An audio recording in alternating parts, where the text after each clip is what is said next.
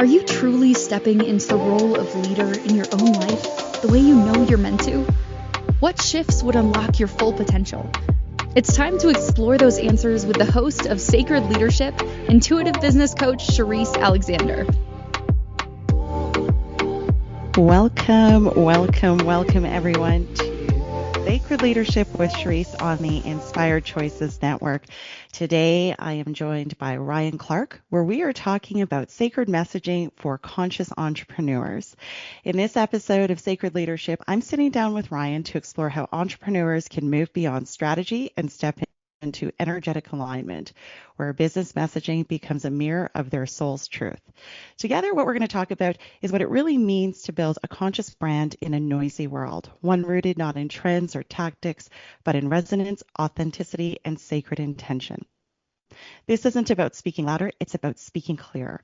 Ryan and I will dive into the heart of magnetic alignment, how the vibration of your words offers an energy that naturally attracts the clients and opportunities that are meant for you. They explore how to identify and release messaging, patterns born from fear of scarcity, translate spiritual purpose into language that lands with clarity and confidence. And with that, we're going to talk about how you can use storytelling and frequency to attract clients who truly align with your mission. Just a little bit about Ryan, because I don't want to steal his thunder, is Ryan's based in Rio de Janeiro, and he has helped businesses transform from competing on price to commanding premium rates by aligning their external messaging with their internal mission. Drawing from influences ranging from spiritual texts like The Science of the Mind to marketing legends like Dan Kennedy and Gary Halbert, he teaches that with most powerful marketing comes from knowing who you are and expressing it with unwavering intention. Known for his story-driven teaching style that weaves spiritual wisdom with marketing strategy, Ryan helps entrepreneurs understand that success isn't just about tactics, but it's about belief. When you truly understand the creative power of your message, everything else becomes exponentially more effective. Welcome, Ryan, and thank you for joining today. I know I just said a lot. Why don't you tell us a little bit more about your journey to this point in time? Thanks, Sherisse. Yeah, whoever wrote that intro for me did a really great job. I tell you what. No, but yeah. There is a really interesting intersection here between business and spirituality. Because honestly, I attribute all of my success in in business to my spirituality, to my belief system, to the way that I feel about myself, to the way that I see the world, to the way that I see my relationship to myself, the way that I see my relationship to other people, the way that I interact with people, the way that I think about my message. It's all rooted in this core belief system that I've held and that I've learned and that I express. And so that's kind of what I see from everyone else too that has success in business. It's not necessarily spiritual, quote unquote, but there's something there. There's a mission there. There's a belief there. There's a faith there. So I think that's really just the most important thing, and not only in business, but in life in general. For sure. Has spirituality always been a part of your experience? I know for my audience, I've been pretty vocal that this real intentional journey only began for me like roughly 8 or 9 years ago. But has it always been an integral part of your experience? Yeah, I would say it has. I grew Mm, up going to church. Now, not in a mm, traditional Christian church, but I grew up going to what's called Unity Church and to Center for Spiritual Living churches. So these are, we don't call it a religion. It's more of a, say, religious philosophy. It's rooted in religious science and new thought. mm. Yeah. So we'd go to church every Sunday and we'd learn, Jesus was our main teacher. You could say we learned a lot of lessons from the Bible, but we also took lessons from all types of religions, Buddhism and Hinduism and Judaism and all of those things. So I feel really blessed and really grateful that I grew up in that environment. And, it's not until my recent years, so in the recent 15, 20 years that I've really realized the positive effect that's had on me. And because one of the problems I would say that I see with religion is that I see a lot of times that people get stuck into boxes and kind of constructs, or if Mhm. like our religion is right and yours isn't wrong, or yours is wrong. And I never really got that. I always just felt this, yeah, there's some kind of spiritual backing that has my back, Yeah, that is love, that is for the good of us and all. And yeah, I feel really grateful about that. it's beautiful.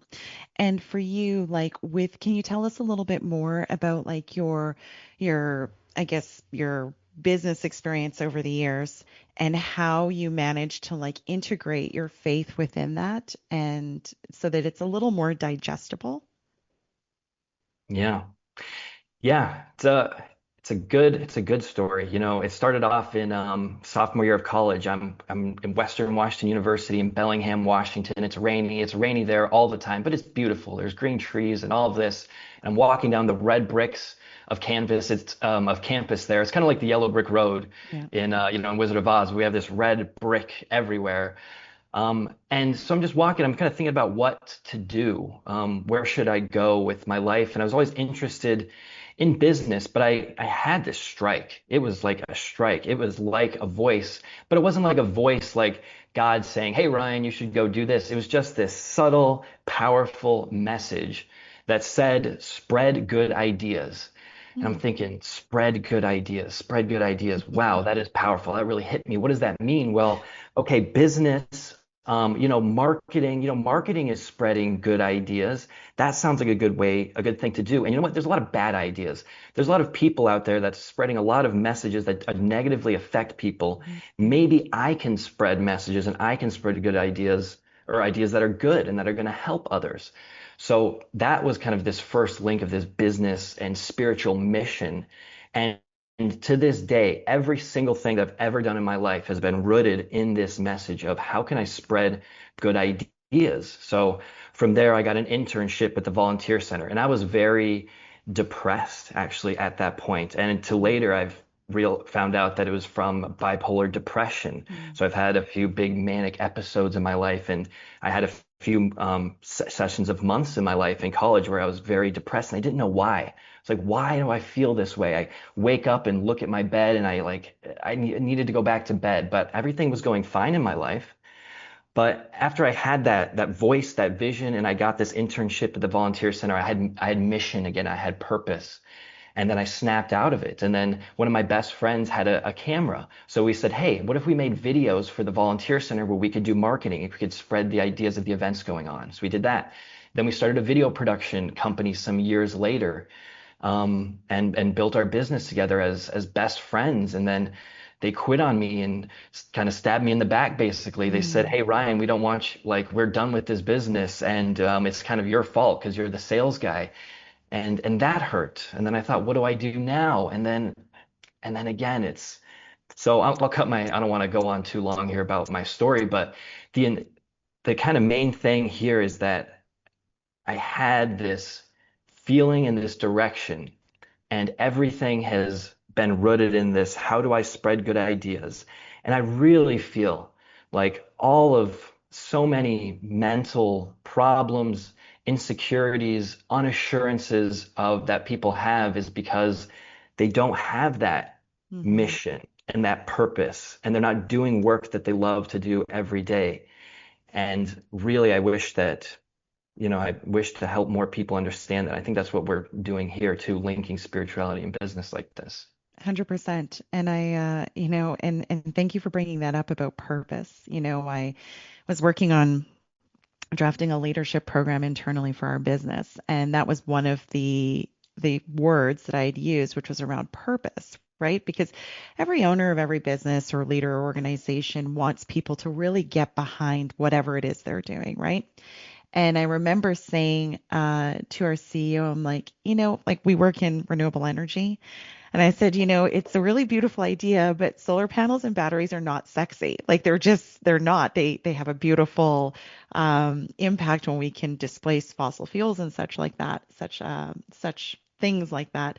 But I said, how do we get people to really lean into what their purpose is and help them find what that is? And so, how do you begin to help people find that? When we're on this hamster wheel of life and we got bills to pay and we've got this to do, and as leaders, we've got contracts to close and bottom lines to worry about and so on and so forth. How do you help not only leaders, but employees get really clear on what that purpose is so that we can lean into that?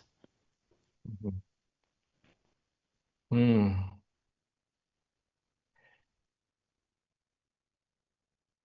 It definitely comes in everyday life. It's like I think it's like a big definitive kind of thing where you have structure, and then it's like an everyday, every time you're interacting with somebody or you're walking down the street kind of practice that Hmm. you need. So I think definitely the core message needs to be there. The core purpose needs to be there. You have to be doing work that's aligned with what you love to do, what's in your wheelhouse. So if you're so me, I've been an entrepreneur my whole, most of my life. I had a 9 to 5 job at one time.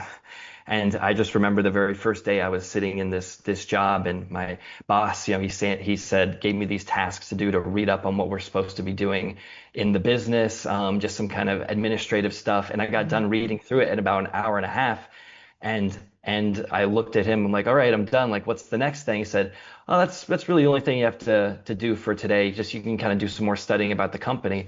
And I'm looking at the clock, and there's like 6 hours left of the day. And that's when it hit me that, oh my God, like, so this is what it's like to be stuck in a kind of job where you're just not, where you have to be someplace that you don't want to be.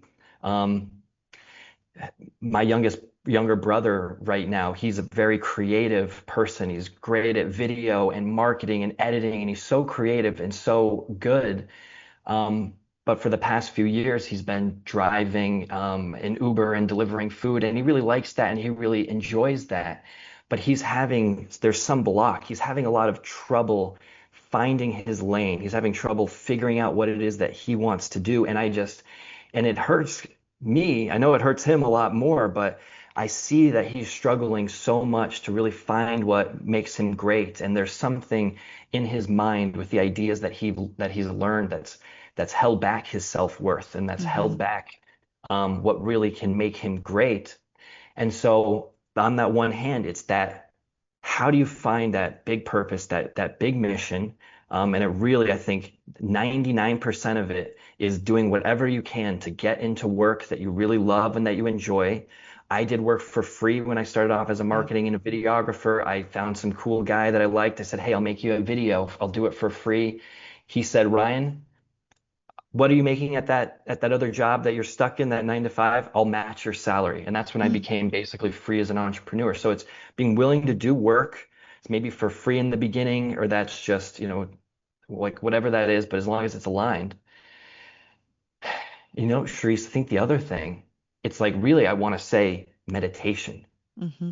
but not just meditation like sitting on the ground and meditating, which helps, but in the everyday life when you're talking to people, it's being non-judgmental. Hmm. It's seeing that first thought that comes up about some place or situation, really letting that go and realizing that that's our conditioning, and Hmm. then saying, okay, that was the kind of first conditioning. Now I need to look at this person just with forgiveness and with love, look at this situation with open eyes, because then you're open to what's really there. You're open to possibility. You're opening to the next move.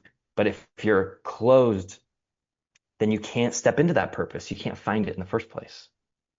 You're really, what you're saying right now. I was having tea with a friend yesterday, and she had said the exact. Actually, I'd said it to her, and she was talking about being in an experience where there's that resistance that you're talking about, right? Like the judgment, right? Somebody says something or something happens in a group dynamic, and we have this resistance or this judgment that comes up. And what I said exactly what you said. I said, I think that if we can learn how to release the judgment in the moment, you don't know what's on the other side of that. You don't know what connection you're going to make. You don't know what conversation's going to happen. You don't know what road it's going to take you down.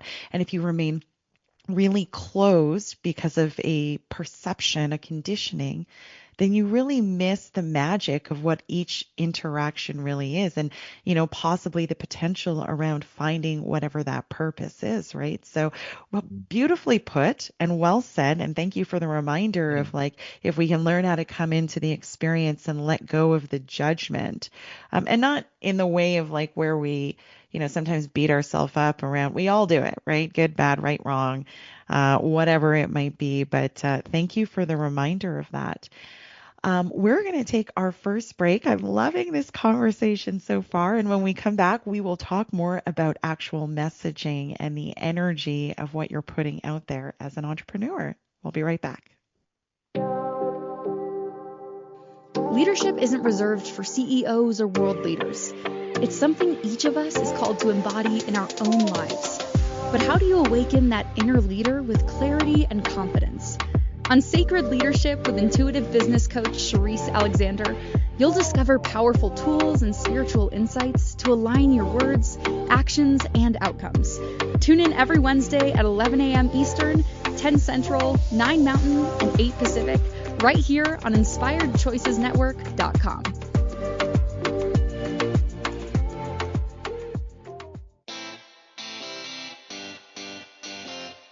Are you a subject matter expert? Are you here to share your expertise with an audience waiting to hear from you in only the way you can deliver? Are you ready to have your voice amplified across the airwaves? Inspired Choices Network has a global radio platform streaming to millions of people across the world. Professionally produced and supported by an accomplished team every step of the way, you can broadcast from anywhere in the world, knowing your voice matters, and we ensure it is delivered with ease and efficiency. Eager to hear your message, the world awaits. Contact us today to become an Inspired Choices Network radio host. Email become a host at inspiredchoicesnetwork.com. This is Sacred Leadership with Sherisse Alexander. To participate in the program, join the live studio audience in our chat room at inspiredchoicesnetwork.com. You can also send an email to Sherisse at pavitraleadership.com. Now back to the program.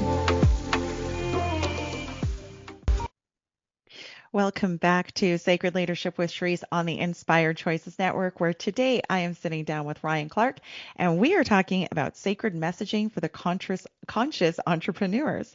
In the first segment, Ryan and I were just really laying the framework, getting to know him a little bit about his spirituality and his journey and how he got to this point in time or this place in his career and his journey. And now I just want to kind of turn towards sacred messaging and what that actually means. So can we talk a little bit about the sacred messaging framework, and let's maybe for the audience explain what that really looks like in practicality?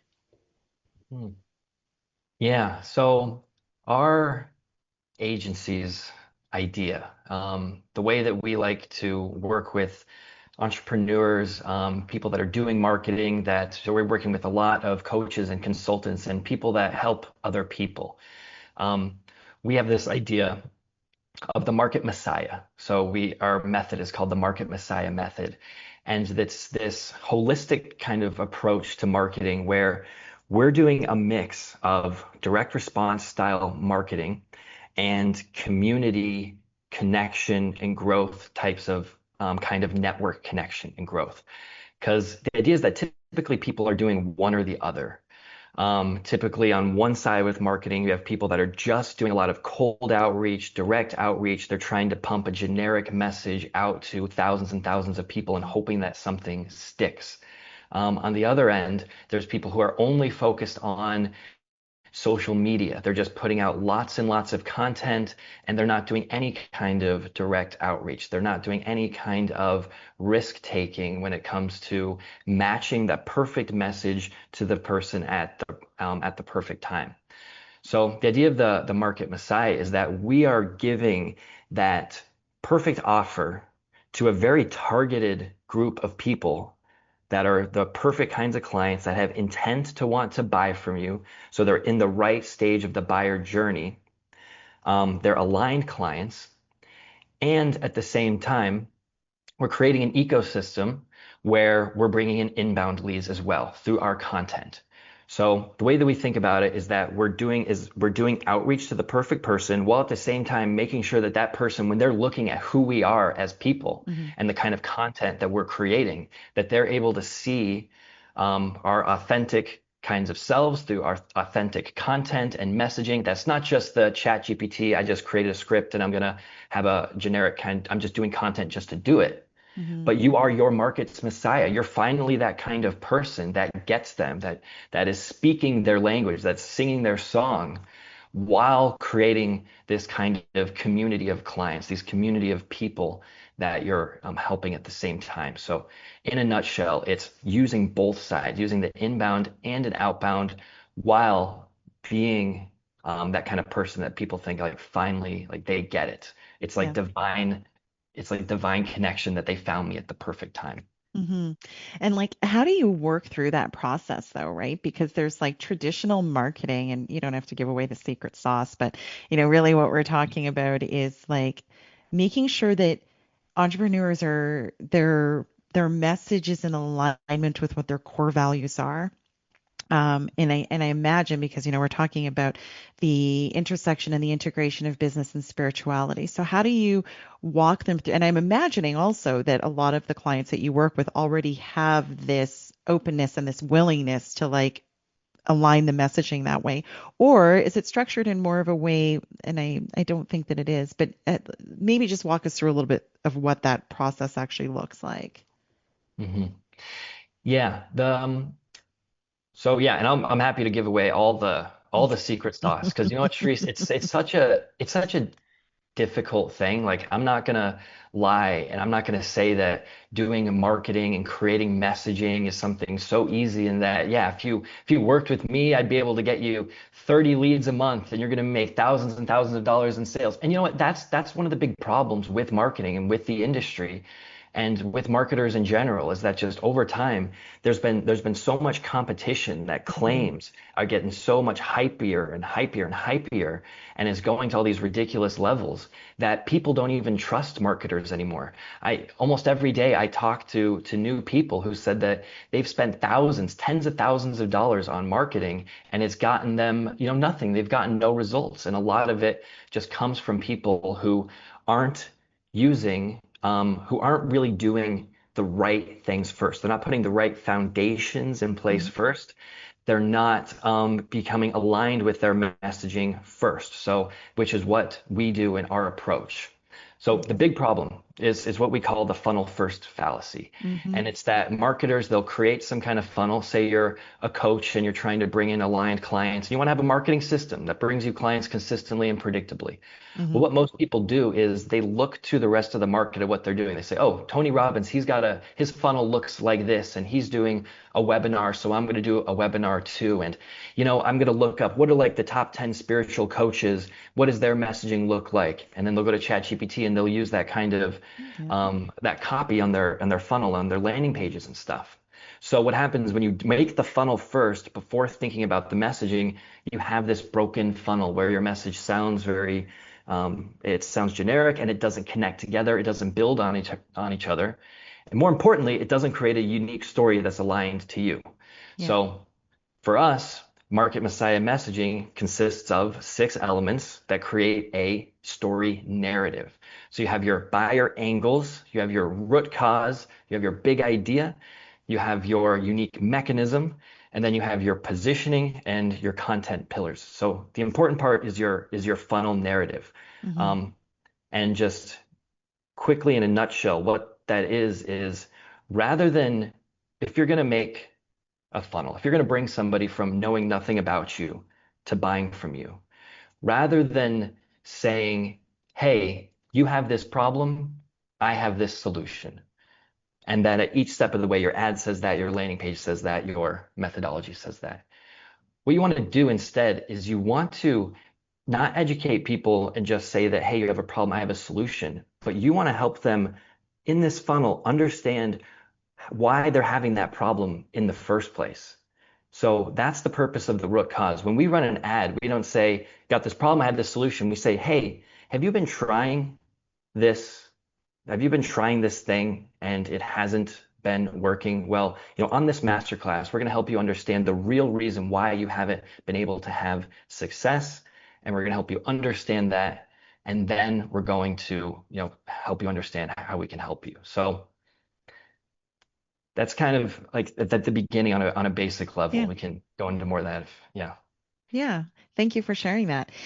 And so I imagine that when your clients begin working with you, they, as you've said, they've spent tens of thousands of dollars. They are not getting either A, the right clients, or B, any clients at all. They work with you. And then, so within that, I imagine that once they see success, then that would validate the alignment of their messaging with what is actually being received by the marketplace.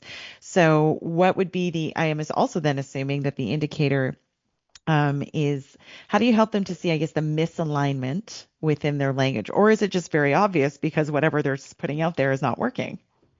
Mm.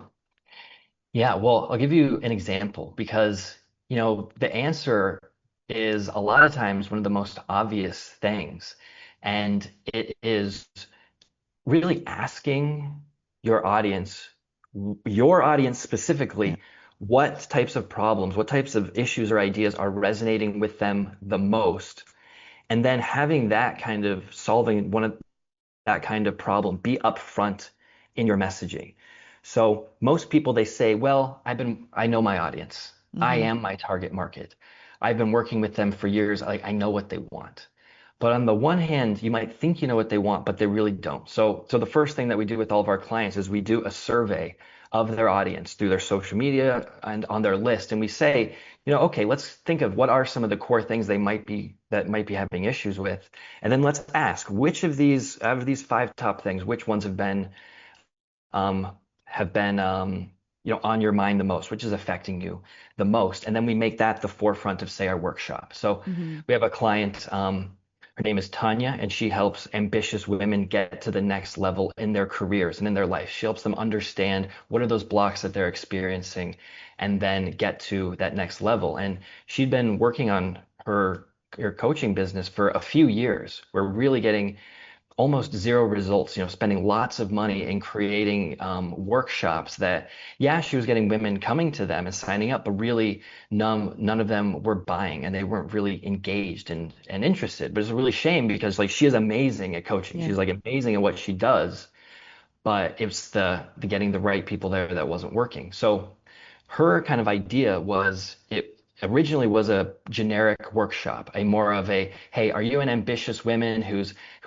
having blocks in her life and you're not really sure why? Well, in my um,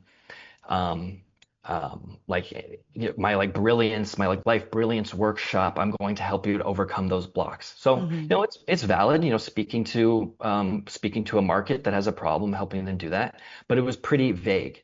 So, but Mm-hmm. what we discovered from this survey was that one of the biggest reasons why the women in her audience felt like they couldn't ask for what they really wanted, why they couldn't get to this next level, was because they felt like they didn't have enough credentials. Like they didn't have enough training. Like they needed to get another certification before they felt that they could really get them what they think they deserved. So we made that the forefront of our ads and of this masterclass. We called it the Beyond Your Credentials masterclass. Mm-hmm. And that was the beginning of our messaging was like, hey, are you an ambitious woman and you've got everything? You've had lots of success in your life. You've climbed the ladder and you've done these amazing things, but you just feel like if only you had that one more certification, if only you did that one more thing, then you could finally get the success you wanted. And we just ran this workshop a couple months ago, and it helped worked amazingly. We had 40 Yeah. women on the workshop, and about 5% of them upsold into her coaching program, which is really good. So just having that extra specificity there um, Yeah. was a more powerful entry point and got the right types of women who are in this frame of mind, of wanting to take some action too. That's fantastic. How you guys just really started out with the survey and really asked the audience, what is it that you like? What's your biggest roadblock, your perceived Yeah. roadblock? So I'm curious because, I don't know about you, but when I'm on social media or watching TV, whatever, anything where there's an ad, like how do you really cut through all of that, right? Like you were able to take this message, speak right to the heart of her audience. And yes, you did it through the survey, but I imagine that you also have a very short amount of time in order to do that. Do you find it increasingly difficult with how connected we are and how much competition there is for your attention to like actually cut through all that noise and get to the heart of the matter? Yeah, yeah, it is difficult, definitely. Mm-hmm. But I think there's two parts. There's two parts to that of how to cut through the noise.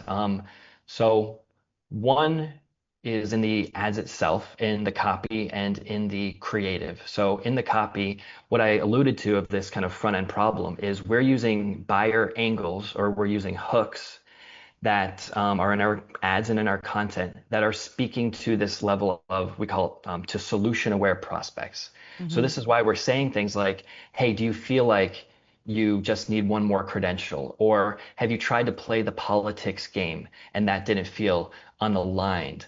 Um, have you been in years of therapy and have still gotten nowhere? So we're not just saying, hey, do you want to get to the next level? I've got the solution. We're saying, hey, have you like already tried all of these kinds of things and they Yeah. haven't been working? So we're speaking to this level of awareness of people that are like, yeah, I have tried that. And yes, what is the thing that's finally going to help me?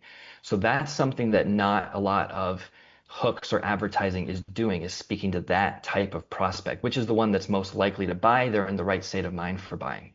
Yeah. So that helps. What also helps, is this is something you see a lot on LinkedIn, is the creative, the actual image or media itself is pretty corporate-y. There's a lot Mhm. of images that like have a lot of text, and it's the classic, the coach is like speaking up on stage or something, and it's like, hey, here's my workshop.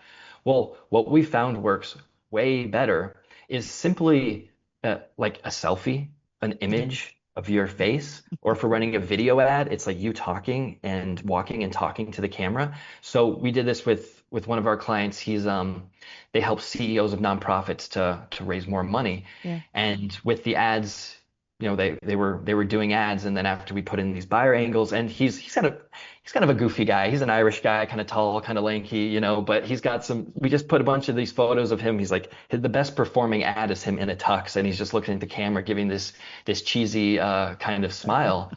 But doing it in that way, going away from the corporate image of Yeah. him speaking on the stage to just a basic kind of selfie and using these buyer angles, like we cut his ad cost in half doing Wow. that, and have just helped a lot. So there's that thing on the ad side, and the other, it's the social proof stuff, Sherisse. Like, Yeah. I'm sure, um, that you doing this podcast and you have lots of other great content. It's not only about the first touch anymore, but people are going to look at your profile. Yes. And doing what we're doing here, video, I think this is the most important thing. Even us going live like this is Yeah. like Uber, the Yeah. coolest way that we could be creating content, because we're totally authentic. We're risking. Now, not like everyone can like, yeah, I love going live and doing video, but really, I think video content is one of the best ways to show people that they can trust you and show your personality. So I think the content ecosystem consistency there is a big part of it too. Absolutely. And I mean, realistically speaking, we all enjoy content where we feel like we can connect with the creator of that content in a very authentic and human way, right? So, but we are going to go to our second break. And when we come back, we will continue this conversation around the messaging and so on and so forth. We will be right back. Leadership isn't reserved for CEOs or world leaders. It's something each of us is called to embody in our own lives. But how do you awaken that inner leader with clarity and confidence? On Sacred Leadership with intuitive business coach Sherisse Alexander, you'll discover powerful tools and spiritual insights to align your words, actions, and outcomes. Tune in every Wednesday at 11 a.m. Eastern, 10 Central, 9 Mountain, and 8 Pacific, right here on InspiredChoicesNetwork.com.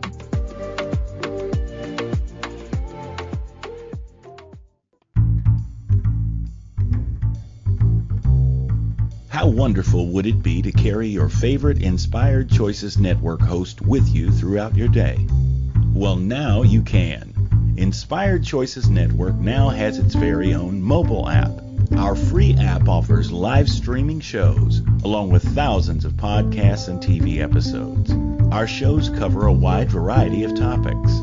Whether you're waking up with us, carrying us through the day, and taking us to bed with you, we're always here for you to enjoy. We're easy to find. Just search for Inspired Choices Network in the Apple App Store or Google Play Store. This is Sacred Leadership with Sherisse Alexander. To participate in the program, join the live studio audience in our chat room at inspiredchoicesnetwork.com. You can also send an email to Sherisse@pavitraleadership.com. Now back to the program. Welcome back to Sacred Leadership with Sherisse. Well, I can't even say my own name on the Inspired Choices Network, where I am joined here today with Ryan Clark, and we are talking about sacred messaging and sacred messaging for conscious entrepreneurs. And in the first segment, well, actually, we'll just talk about the last segment. Ryan was really diving into the sacred messaging framework and what that process looks like with the clients that he works with, and how just really approaching the entire sacred messaging has really transformed a lot of your clients' experience. And right before the break, what we were talking about was how when we were trying to cut through all the noise of all of the competing things out there for our attention, how really showing up in these types of platforms, like with video, and, because you talked a lot about some of the clients who, instead of like with the corporate kind of look, just kind of showing up as they are, was really having a lot of success for them, right? So how do you find it a little challenging with your people to like get them to shed the facade and shed the mask, or at this point when they come to work with you, they're like really ready to just, really show up as themselves and be really authentic? Not at all, Sherisse. No, not at all. No, it's like, content it's hard. It's hard to make content. It's hard to make content uh, consistently too. We all have lives that are so busy. We're doing a million things. I'm single and I don't have any kids. I can't imagine what it's like to like be running a business and have a family and be creating content and doing all these things. I don't know how I'm gonna get it done. Um, but I think what I always tell people, one, I don't know if I can't force anybody to like content. And I think you have to like it though. I think for content to work, you have to find a way to like it. You have to find out how are you going to fit content into your mission. I think that could be the easiest way, is that if you are a coach, if you're helping people, if your mission is to help more people and it's to serve your audience, is to serve in the best way that you can, and if you're going to make a choice to use content, because you don't have to, you can run ads, you could never do a single piece of content ever, and that's what lots and lots of people do. But if you do want to build a network like this and you want to be a personal brand and you want to show your face, put yourself out there, you got to create content and you got to like it, because if you don't, you're going to be like 99% of LinkedIn, Yeah. where you just have, it's like, have you seen the LinkedIn content I'm talking about, right? I The generic have. formula. Yeah, I do. I totally understand what you're talking about. And I think that really I think that I'm chuckling internally because I'm the person you're talking about, who's just like, because it's like this whole challenge of like really putting yourself out there. That's why it's very easy to do it in a very cookie cutter way, because that's what everyone else is doing. And let's face it, it's safe. It means that you don't have to be different. You don't have to be vulnerable. Everybody else is doing it, so it must work. But maybe what the must work is like there's no judgment within that. Because if we talk about your Irishman, you said he's a bit of a goofy guy, but that was his thing. That's what actually worked for him, was like actually just being himself. So it requires, as a conscious leader or conscious entrepreneur, it requires a level of courage to be willing to show up and be judged and have people like it or not like it, and really let go of the idea of like, what is your objective? Your objective is to help people. Your objective is to connect with the people who will have value in the product or the service that you are trying to offer to them. And that really takes a large degree of courage. So I'm chuckling because I'm learning to like content, but it took a long time. Honestly, it's been a struggle. Yeah. No, yeah, it's a tremendous amount of courage Yeah, and it's difficult and it's so confusing. There's so many methods to do. There's so many ways to create content and what I gotta do posts and I gotta do a reel and I gotta do a newsletter and I gotta do a I gotta do carousel a and I'm like, short. I gotta do all this stuff. I gotta send emails. I gotta like just. It's oh my lots. It's God. over. You just said. You know what? I'm tired already. Just the way you just said it. Yeah. And you know what? I think that's all bullshit, to be honest. I don't think you have to do any of that stuff. Like Okay. you don't have to do all of those things at all. You should do one thing. Do one thing you really like. Like for me, it's video. It's live. I mean, Hmm. it's not always live, but it's video. And you know what I do is 3 times a week, I'll have like 2 topics that I'll talk about, and I'll just riff on them, and then I'll go in and I'll cut up a few clips. So like from Hmm. each one of my lives, I'll get at least 2 or 3 clips from it, so that I can then schedule those to go, you know, to go post out whenever. But for me, that's the easiest way to do it is if you just think of, okay, what are some questions that I can answer that my audience is going to be interested in? And then go live, answer those 2 questions, because then you're going to be authentic. It's going to be you out there. You can riff on it. That does take a little practice and that can be scary too. For sure. But at the end of the day, it's the easiest way. And then when you go live, it gets posted immediately, so that content is right there. And then you can use an app like Descript to use AI to cut up those clips for you. Maybe you got some social media person that can do it for you too. But at least if you just do live, that's there. But I mean, the whole be on every platform and post all these different types of content, it's just not necessary. That's why I love my method, Sherisse. Yeah. That's why I love the way that I do things because having this mix of outbound and inbound is amazing because I know that when I send out a certain amount of messages and the way that I do, I do it in an authentic, great, hyper personalized way. When I send out a certain amount of messages, I'm going to make a certain amount of sales. Yeah. But what's going to help me make those sales is that people are going to look at my profile and they're going to see my content. They'll be like, Ryan's doing cool stuff. He seems like a cool guy. I'll get on a call with him. That is the only purpose your content should have is this person. It seems like if I talk to this person, I'm not going to totally waste my time and it could at least Hmm. be a little bit of fun. Yeah. That's all I think you need. And I think realistically, like I was visualizing what you were talking about, right? Like the outbound and the inbound and the blend between the two. And I think maybe that's part of the challenge is that, and especially with technology, like you've talked about it here a little bit, which is AI and how, people might have an idea and they use their prompt engineering, they pop it into their AI and churn out the content and post, right? And so inevitably what it creates is like this disconnect between your marketing campaign, I suppose, because number one, it's not you. Number two, and I think really what you're talking about is how you infuse yourself into whatever marketing that you're putting out there. And that's often, I think, what the disconnect is today. And possibly it's because people are maybe feeling a little burnt out by all of the marketing that they perceive that they need to do and really just kind of striving to find something that's working. Would you agree that that's really what it is this disconnect really? Yeah. Yeah. Totally. Yeah. It's total disconnect because there's so much noise, there's so much of what I should do, and there's just a lot of bad advice, there's a lot of bad marketers out there that are selling people on content strategy as all you got to do. If you post every day and if you post all these different types of things, you're going to get inbound leads. That's a total lie. The only people that are saying that are marketers that are selling content marketing services. That Hmm. does not happen. You could maybe in a year, maybe in a couple of years, you post every day, and if you comment on people's stuff every single day, you'll get some inbound leads. Yeah. But for 99% of people, I don't care how much content you post, I don't care how good it is. It's a reach problem. Yeah. LinkedIn isn't going to show your stuff. Now, there is a way.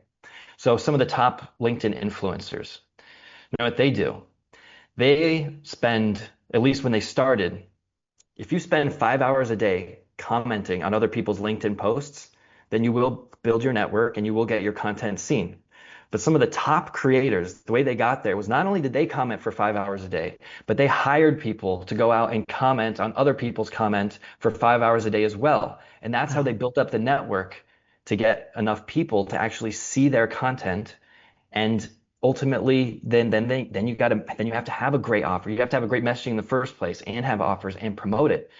So it's just like, I hate these marketers that are just out there saying, just have great content, just post more. It's just a bunch of bullshit. Those are the ones that are charging the $10,000 and taking people's money, but justifying it like, so anyway, it's not like outbound is any easier, but that's why I do what I do. That's why I help clients with their messaging first, because that's the core of everything. That's how you can have an outbound strategy, but then you can also have a chance at least of making inbound work. For sure. And I'm just curious, when we talk about messaging, communication and messaging is, there's obviously visual and there's written and there's so on and so forth. But earlier this year, I had a guest on and we really talked about the power of words and the energy of words. Does that weigh into the way that you work with your clients? Like we did this entire exercise where we were taking a statement, like we'll say a problem statement, and we were drilling it down until eventually, and we were pairing it with like some somatic work, so some body work and how it felt when you said it. Do you work with any of that with your clients when you're putting together the messaging? Yeah, absolutely. Totally agree. Yeah, the words are very, very powerful and they help in that it makes your methodology proprietary. It makes it feel like, hey, this is something that I can only get when I work with this person. So I've critiqued maybe close to 400 sales pages, landing pages, sales pages. It's actually a part of my lead generation process is I'll find people who are running ads. I'll look at their landing pages and I'll send them a video to critique, how they could make it better. Yeah. And a big problem is that most everyone is saying that they're delivering the same things. Like if it's somebody who's helping someone with burnout, it's like, I'm going to give you a kind of, a 30-day strategy of what the things you can eliminate in your life so you're not so burnt out. I'm going to give you some like energy strategies to get your energy back. I'm going to give you these strategies to get your time back. And so they're selling these things that makes me think, well, this is what every other coach is saying. Or, okay, strategies to increase my energy. Why don't I just go search on YouTube for those things? Yeah. So what you want to do is you want to wrap up what you have into a framework or into a methodology. Instead, you sell the result, where you're saying that you're going to help them get some kind of level of energy or get them some amount of hours of time back, but you're going to do it using your proprietary Sherisse inner peace methodology, and it's broken up into pillars. You have like 3 to 5 pillars where you have your XYZ mindset framework and you have your XYZ planning kind of framework. Like, so for example, in our agency, our idea of the root cause, the real reason why you're not having success is the funnel first fallacy. Now I could just say, it's because you don't have your messaging down. That's why it's not working. Everyone says that. Yep. But no, it's the funnel first fallacy. And what's the solution to that? It's your strategic messaging architecture. It's like, these words, they have weight, the market messiah. So you need words that do 2 things, that they tell somebody in general what they're getting out of it. So the market messiah, that kind of makes sense. Marketing, I know marketing, market messiah. Okay, I get an idea what that is, but it doesn't give it away, and it shouldn't, because it should also create curiosity behind it too. So we want somebody to think, I get what this is, and I want to learn more. So a lot of times people they're way too vague, and it's like the energy method or something. It's like, okay, well, that doesn't mean anything. I guess I know what that is. Yeah. So we need something a little more to create curiosity. But yeah, totally with you on that. I totally want to dive in more to the messaging architecture because I think it's really important when creating that marketing and that messaging. We're going to go to our final break, I believe. And when we come back, we'll talk more about the messaging architecture. We'll be right back. Leadership isn't reserved for CEOs or world leaders. It's something each of us is called to embody in our own lives. But how do you awaken that inner leader with clarity and confidence? On Sacred Leadership with intuitive business coach Sherisse Alexander, you'll discover powerful tools and spiritual insights to align your words, actions, and outcomes. Tune in every Wednesday at 11 a.m. Eastern, 10 Central, 9 Mountain, and 8 Pacific, right here on InspiredChoicesNetwork.com.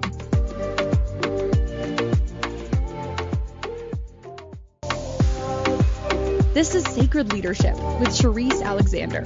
To participate in the program, join the live studio audience in our chat room at InspiredChoicesNetwork.com. You can also send an email to Sherisse@pavitraleadership.com. Now back to the program. Welcome back to Sacred Leadership with Sherisse on the Inspired Choices Network. We are just in the final segment. Believe it or not, we only have 5 minutes left. But I've been joined here today by Ryan Clark, where we've been talking about sacred messaging and the importance of really getting the alignment so that you can really attract the clients into your business that you are looking for. And right before the break, Ryan, you were talking about messaging architecture. So just to kind of wrap this all up, because I think the most important part in a lot of what you were saying in the last segment, I was thinking about how I approach messaging myself.